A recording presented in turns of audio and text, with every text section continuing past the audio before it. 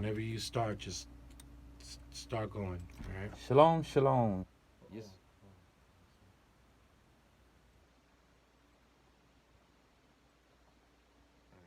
Shalom, shalom. Yes, right, y'all. This is Yahonatan Dawit with you here again. I want to give a big shout out for my man Jason, who's helping me make me look good here and helping me out on this broadcast. You will be hearing it, recording it a day earlier. And my daughter is getting baptized on Sunday, and in the name of Yahweh Shua, and I'm very grateful and thankful.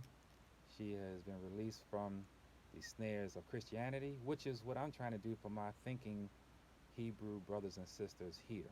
That is one of the tenets of Yahweh for Christians is to get us to think and to realize that when we open up that book, that KJV, that it is you in the book. If you really knew that in the heart of your mind, you would conduct yourself in a whole different way. And you would not be where you are right now. So big shout outs for Eniola, who was getting baptized on Sunday in the name of Yahweh Shua. 400 years. I talked about that last week. I want to just say a little bit more about that because it's a mind boggling number. 12 billion, 614 million, 400,000 seconds of overcoming. Yet you're still number one in having your blood spilled on the streets.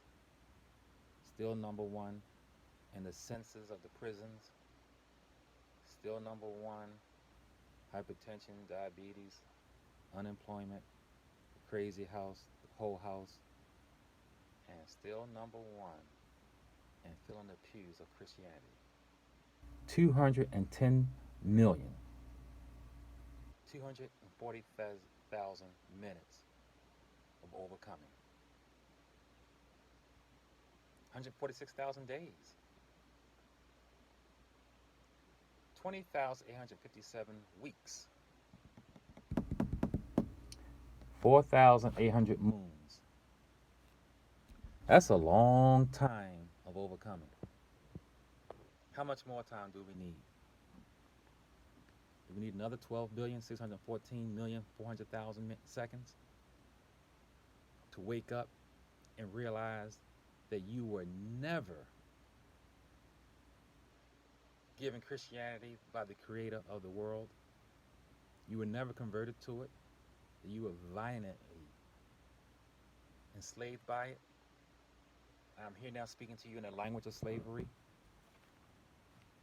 a language of deviance, which that comes from their own mouths. They say they are the angles.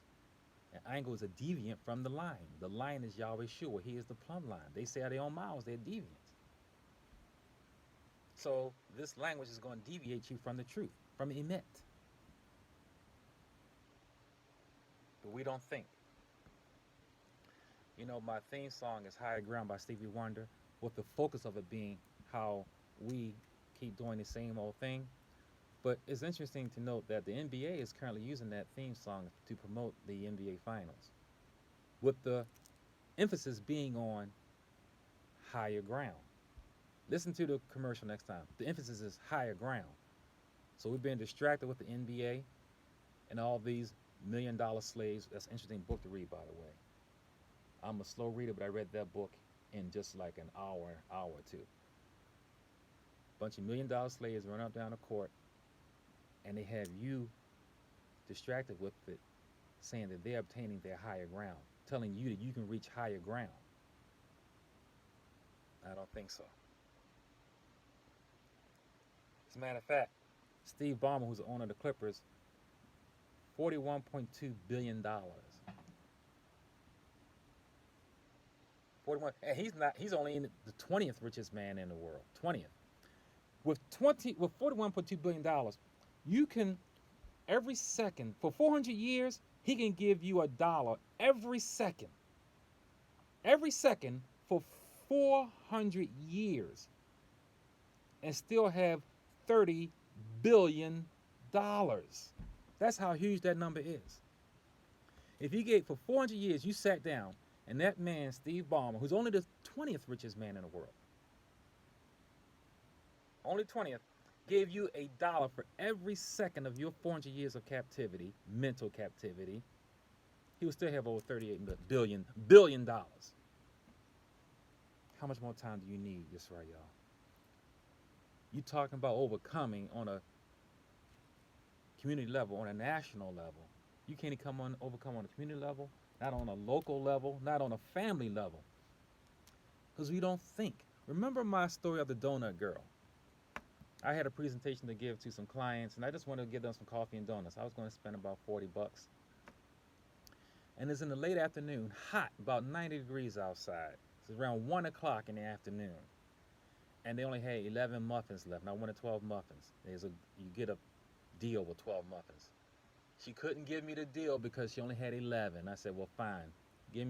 Throw in the donut and just charge me for the donut rate. Donuts are cheaper. She couldn't do that. Really? Okay, fine, I'll eat the cost. Charge me the muffin rate for the donut. She said she couldn't do that. She would have to charge me separately for 11 separate muffins, which would double the price of what 12 muffins would cost, and then charge me for the donut. This is not critical thinking. We don't think critically. And I know what I'm talking about because I am in charge of a therapy team. I hire and I fire. I have doctors work for me. I've been the boss for 16 years. I'm not just running my mouth. I know what it takes to be a critical thinker and to be in charge. Do you think if the owner of Dunkin' Donuts was watching that on TV, would he be happy to see 40 bucks walk out the door? Well, she's not going to sell no 11 muffins in the hot heat that late in the day.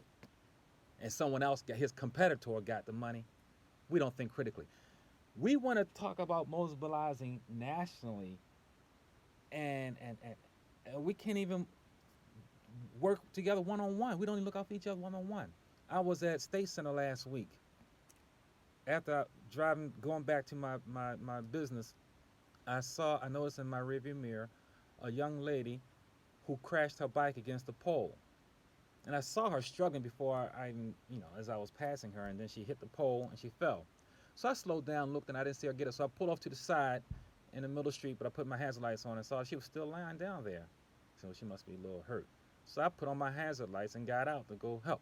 One brother looked at her and walked past her, and another brother looked at her and was walking past. And I called the second one and said, hey, that's as I was coming towards her, sister down there on the street, man.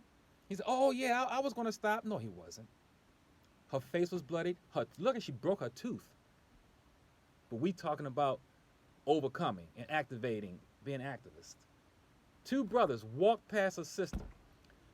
So I helped her up and brushed her off and everything and blessed her on her way.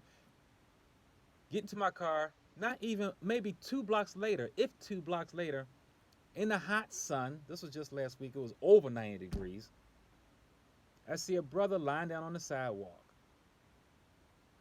A young sister was over there with him, looked at him, and walked on past him. I said, look at this here. So I pulled over and parked this time. Got out the car to go see what was wrong with this brother laying in a hot sidewalk. As I crossed the street, he did manage to get up and start going off on his own. So I left him to his own might and his own being, and he walked away.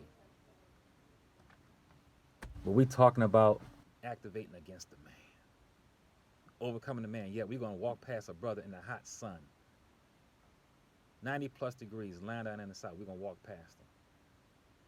I wonder if that sister cleared his wallet out before she left.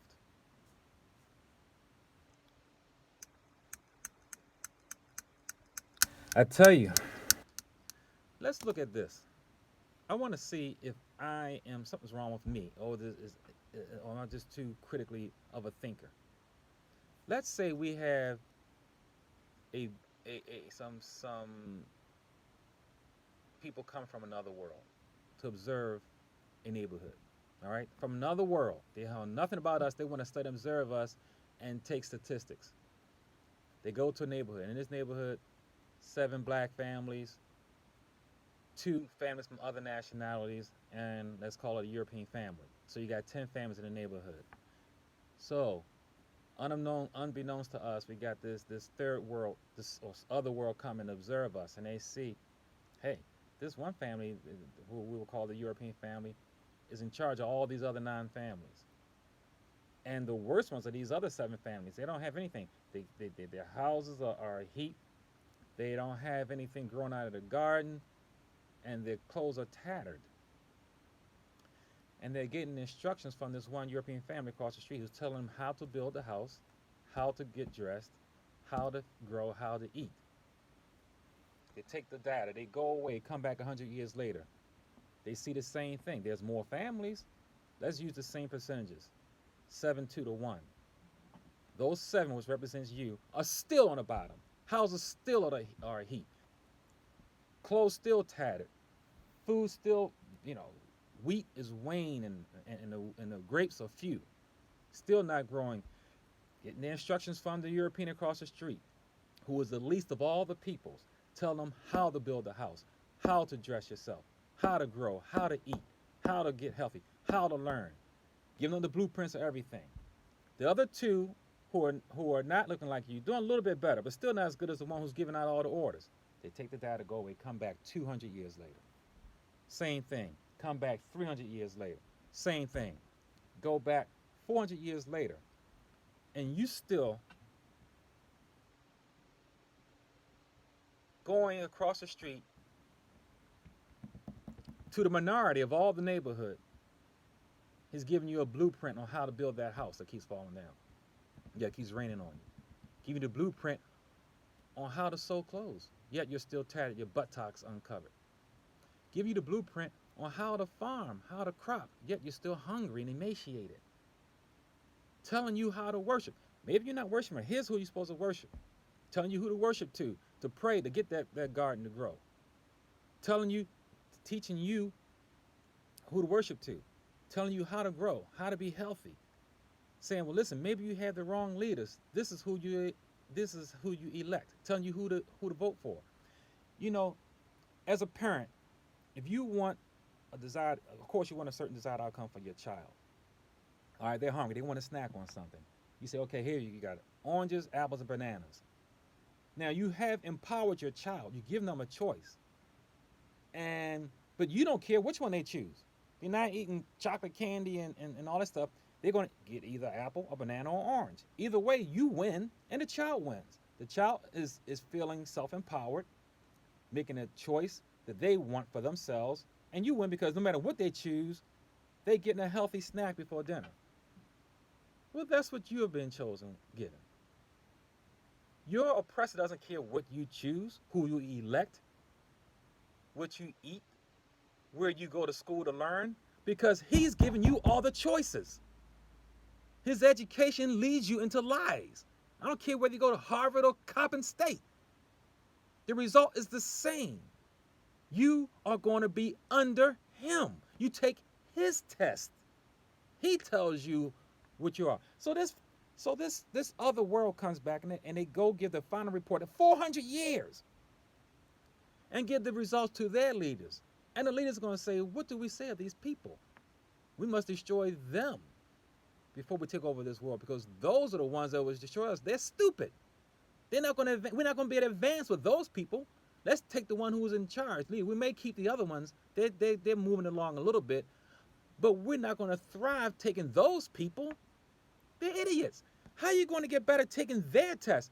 Take a European, take them to Zimbabwe. Let a Zimbabwean give them a test on how to crop, how to farm, how to treat their family. Will they pass their test?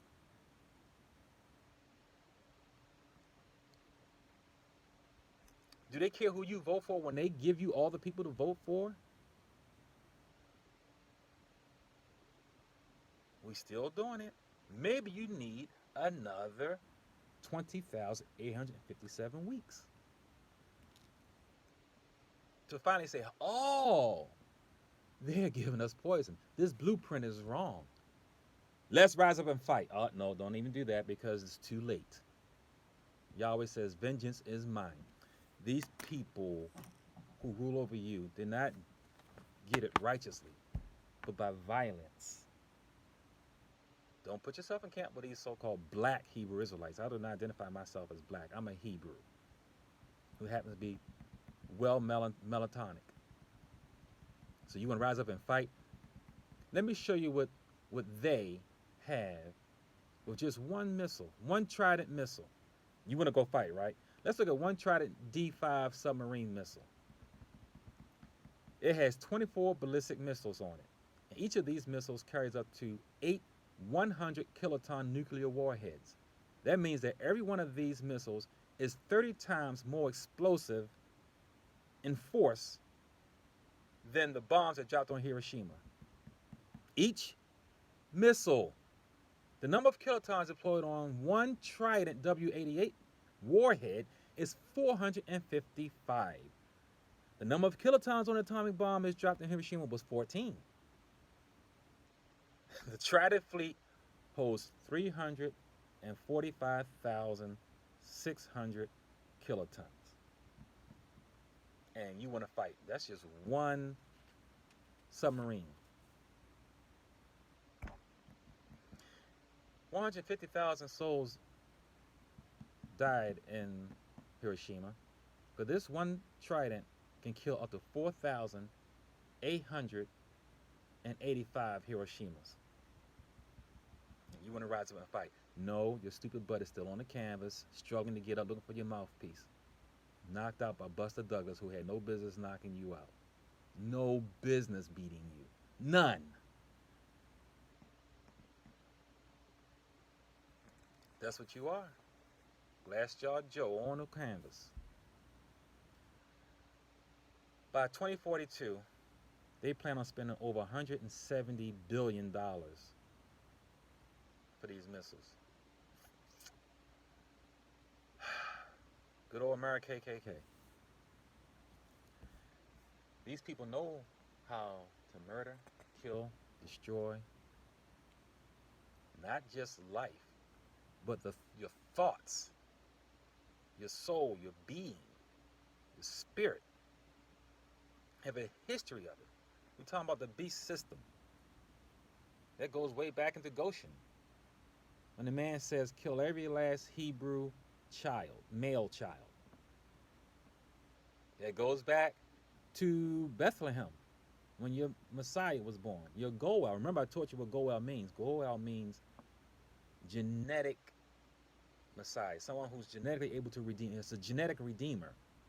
Not just anybody can redeem you. It has to be someone who came from you. That's what it means. When you read the English word Goel, you don't get that understanding. How about the Great Disaster?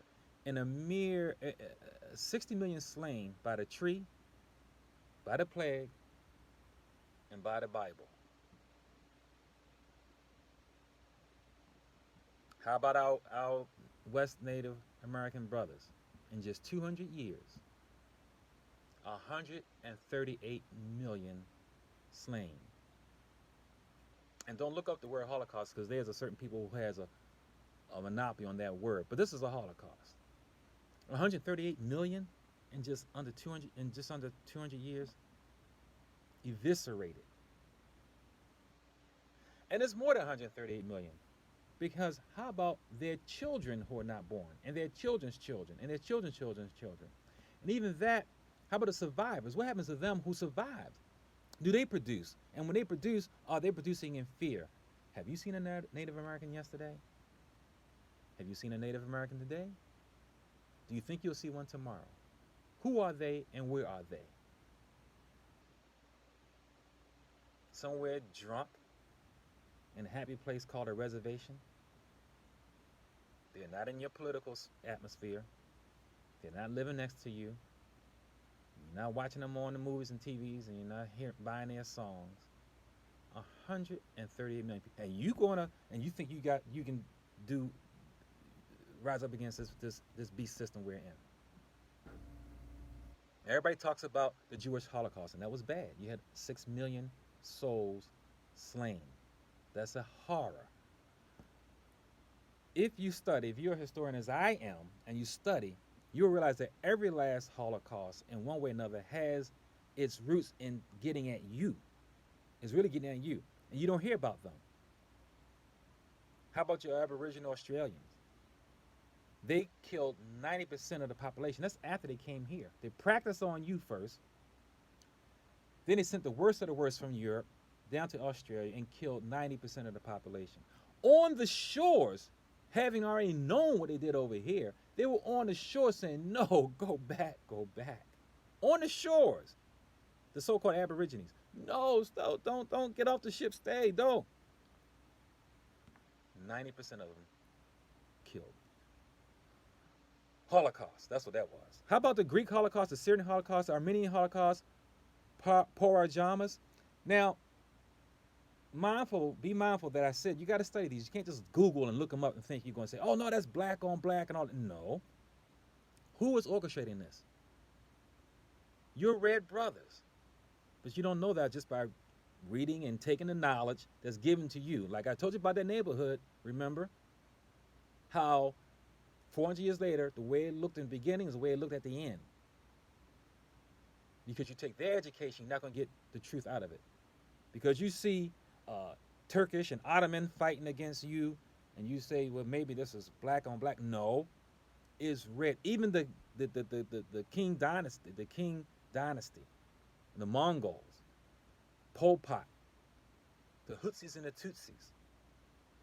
All this is orchestrated by people who don't look like you. You may see melantonic against melantonic, but that's not what it is. There is a red man puppeteering the strings.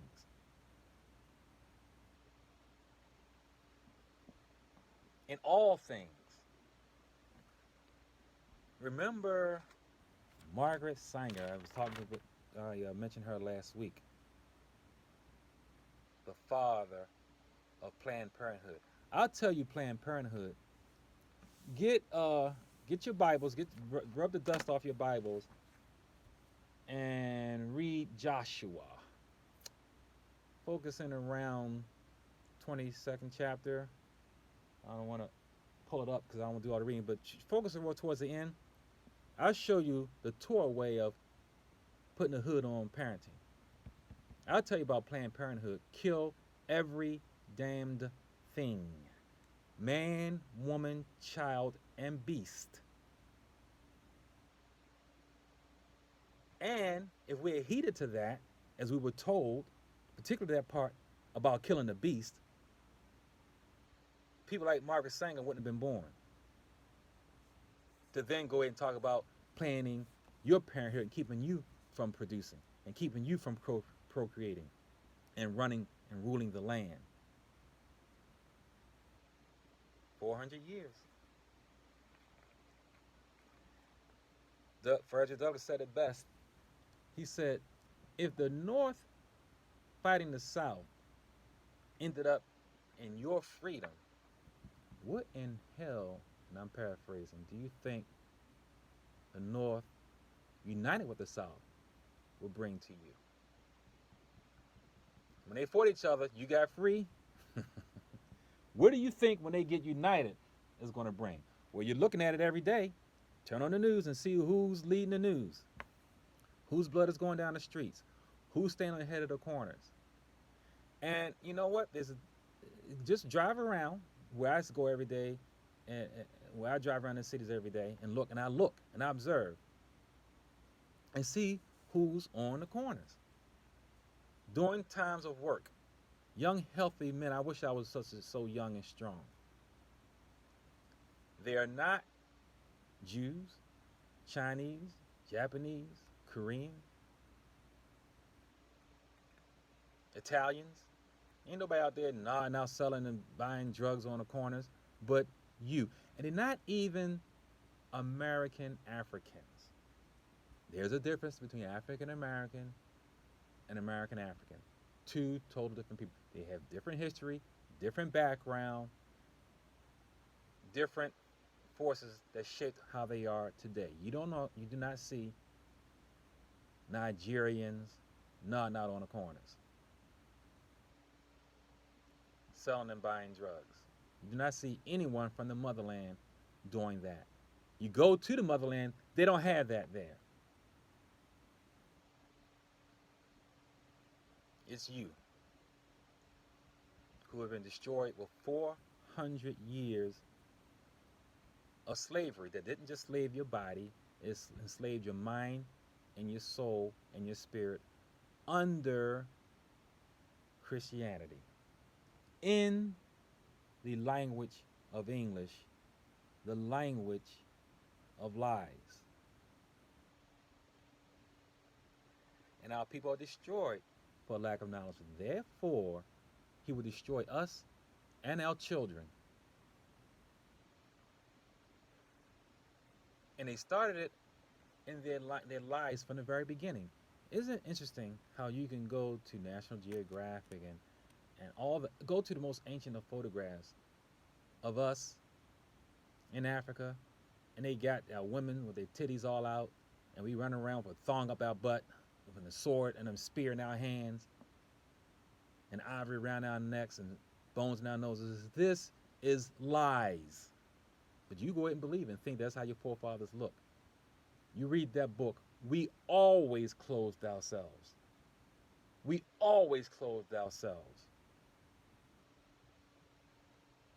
So they made us strip for the pictures. You do have some Hamites and some of your other cousins who had various stages of undress. But as a routine matter, of course, we clothed ourselves. And I've been in the deserts of California and I've been in the deserts of Africa. And we don't dress like that over there. And over here, because we're stupid over here, people over here unclothe themselves and get burned by the sun. When you're in a hot climate, you do the opposite. You cover yourself. You don't undress yourself. That's nastiness and nakedness. We have a history of being covered. Not showing our shame. Our women didn't walk around like that. Our men didn't walk around bare chested and butt out, and our women walk around their breasts out. We covered ourselves. Those pictures are staged lies, and you don't even know it. You know they lie to your face. When you look at your old photographs. You can't lie, it's right there in your face. Their photographs. When they showed the natives during the Civil War, standing next to their conquerors, they say that ruddy means red looking like them, but they call the natives redskins, looking like darker than me. So they lie about the color red and ruddy and white. Ruddy is brown. Ruddy is brown. Y'all for Christians at gmail.com 443-306-3518 and go to Everyone's Place to get a copy of the book. I'm emphasizing that particular point in my next book, but they lie about colors. They have you thinking when the Bible says ruddy that it looks like them. When their own photographs show that ruddy looks like me, actually darker than me. When you hear the word, see the word, read the word ruddy, read brown. Not pale, not pink, brown. Every weapon formed against you will fail. It will not prosper because we are waking up and we're getting off of the canvas. And we don't have another 400 years. We don't. This time is nigh. Noah preached for 120 years, telling them the end was coming, and it never rained, and they didn't believe him until it was too late. Now you got a man of Yah preaching every day, and it's raining every day, telling you the end is coming, and you still don't believe it. So whether it rains or not, you're not going to believe. You're not going to believe because our minds are enslaved, and they specialize in that. Just like they gave us a slavery that has been unheard of in the history of the world, they've also given us imprisonment that is unheard of in the history of the world. No other peoples have imprisoned another group of peoples like this country does. They made a profession of it. Whole industries are supported by it. Whole ways of life have been changed. Whole communities are built up around imprisoning you. Whole groups of people are supported by imprisoning you. You. Livelihoods are made by keeping you locked up, unjustly at that, majority of the time. Wake up, people. Don't keep on doing the same thing, because there is no higher ground going after Christianity. a religion foreign to your spirit, foreign to your soul, foreign to your history, foreign of Africa. More appropriately pronounced Afria.